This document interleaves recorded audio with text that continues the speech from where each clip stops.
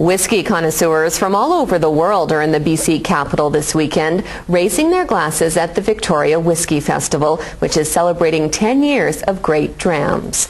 The Whiskey Festival is being held at the Hotel Grand Pacific, and the event's certainly grown over the years, more than doubling the whiskeys available to sample.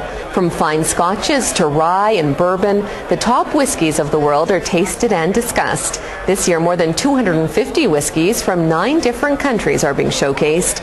And for the first time, France has joined the lineup, which also includes Scotland, Ireland, England, Canada, the U.S., Japan, Taiwan, and India. And today, festival goers were in for a treat as whiskey was paired with chocolate.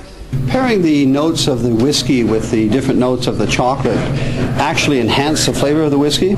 And whiskey, typically, people used to drink whiskey with water and on ice and things, and we're trying to educate the average consumer on how to enjoy whiskey differently.